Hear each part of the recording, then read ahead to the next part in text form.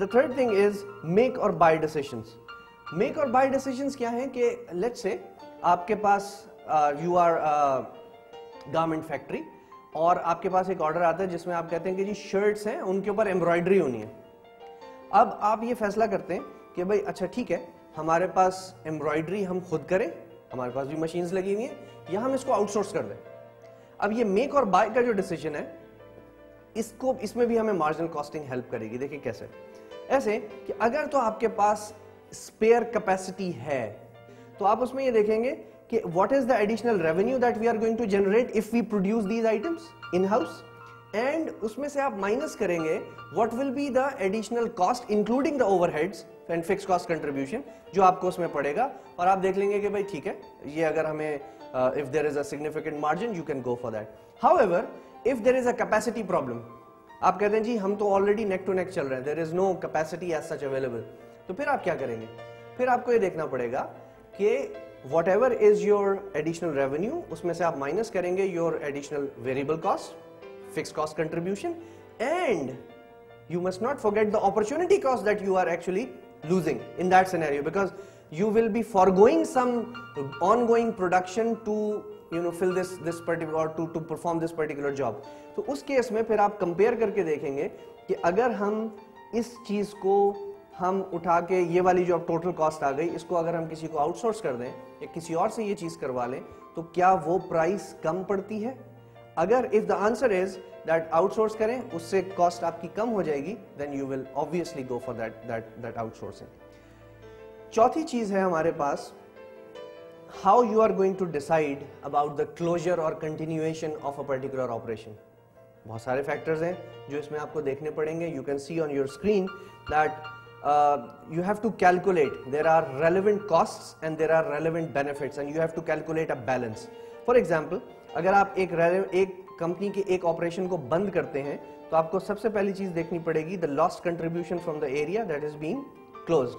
یہ basically relevant cost ہے, relevant cost of closure ہے, because یہ آپ you will be losing this contribution. ساتھ میں آپ کو ایک بینیفٹ بھی مل سکتا ہے کہ جب آپ وہ آپریشن بند کریں گے تو there will be probably be a reduction in some fixed cost. وہ جو fixed cost reduction ہے یہ آپ کا ایک relevant benefit of closure ہے, یہ آپ دوسرے کالم میں لکھ لیں. سمجھ لیں کہ ایک سائڈ ڈیبٹ بنا لیں, ایک سائڈ کریڈٹ بنا لیں. بینیفٹس کی لسٹ ایک طرف دیکھ لیتے ہیں اور جو اس کے جو ریلیونٹ کاسٹ ہیں ان کو ایک طرف دیکھ لیتے ہیں. اسی طرح سے اگر کوئی پینلٹیز ہیں, کوئی کسٹمر کی طرف سے پینلٹیز ہیں, کوئی لیگل پینلٹیز ہیں, کچھ لوگوں کو جب آپ نکالیں گے یا کچھ وہ ہوگا تو آپ کو شاید ان کو کچھ گولڈن ہینڈ شیک ٹائپ کی اسکیمز دینی پڑیں, تو اگر وہ ہیں تو وہ بھی آپ کی ریلیونٹ کاسٹ ہیں, that will go in the cost column. Similarly اگر کوئی ری آرگنائزیشن کاسٹ ہیں, ہو سکتا ہے اس ڈپارٹمنٹ کے کچھ لوگ یا اس ریلیونٹ سیکشن کے لوگ کچھ اور چیزیں بھی کنٹریبیوٹ کرتے ہیں جو اب آپ کو آؤٹ سورس کرنی پڑیں یا اب ان کا کچھ اور آپ کو کرنا پڑے, تو وہ بھی آپ کو کاسٹ میں ایڈ کرنا ہوگا. اینڈ فائنلی اگر ہم اس چیز کو بھی کنسیڈر کر لیں کہ واٹ ایور ریسورسز جو اس پروجیکٹ یا اس آپریشن میں انوالو تھیں, جب وہ وہاں سے وہ پیسے نکلیں گے یا وہ جگہ خالی ہوگی یا وہ مشینز فارغ ہوں گی, تو پھر ہم اس کو اور کہاں یوٹیلائز کر سکتے ہیں اور اس سے کیا بینیفٹ لے سکتے ہیں, وہ آپ بینیفٹ سائڈ پہ لے لیں گے. بڑی آسان چیز رہ جائے گی. آپ دیکھیں گے کہ اس پرٹیکولر آپریشن کو بند کرنے سے what are the additional benefits that you will get and what are the additional costs that you will incur. Whichever is higher, the decision will be inclined towards that. Please also remember, جب کبھی آپ business closure یا operation closure کی بات کرتے ہیں تو یہاں پہ کچھ اور چیزیں بھی انوالو ہو جاتی ہیں. It's not only a financial matter anymore.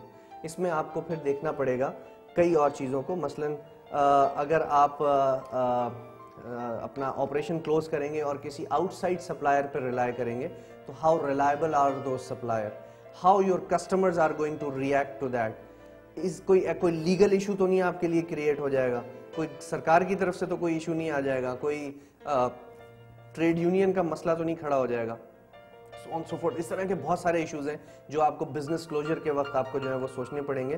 And especially کہیں ایسا نہ ہو کہ آپ کسی کلوجر کی وجہ سے اپنے کسی اسٹریٹجک کمپیٹیٹو ایڈوانٹیج کو لوز کر جائیں. This is a very very crucial issue. یہ ایسے ہی ہے جیسے, کیونکہ کچھ سچویشنز ہیں, please remember there are no standard solutions, کوئی اچھی یا بری چیز نہیں ہوتی, یہ تو اپلیکیشن ہے اس کی کس جگہ آپ اپلائی کر رہے ہیں. For example there are certain departmental stores, what they do is they offer some product at a lesser price than the market. انہیں پتا ہوتا ہے that they are going to incur a loss in that. ٹھیک ہے جی, وہ اس پہ لاس beer کرتے ہیں, بٹ وہ اس لیے کرتے ہیں because they know that people will come to us because of this. And ایک دفعہ لوگ ان کے اسٹور میں آ جاتے ہیں تو باقی جو پروڈکٹس ہیں وہ بھی ساتھ میں خرید لیتے ہیں. جب وہ باقی چیزیں خریدتے ہیں تو وہ لاس ان کا اس طرف سے کور ہو جاتا ہے. ناؤ اگر آپ فائنینشلی دیکھیں تو from financial numbers perspective that product is basically giving you a variable loss. So the higher the quantity you sell of that particular product, the higher will be the loss that you will be incurring. So in a financial perspective, agar aap dekhein, you should not be selling that product at all. But you still sell. Why? Because agar aap usko band kar denge, to probably customers aapke paas aane hi chhod denge. So what kind of margins are we talking about then? So therefore, qualitative elements of decision making should also come into action when you are talking about closure of a certain facility or a certain operation. So this was about marginal costing, and we have discussed in detail about the application of marginal costing in strategic decision making situations.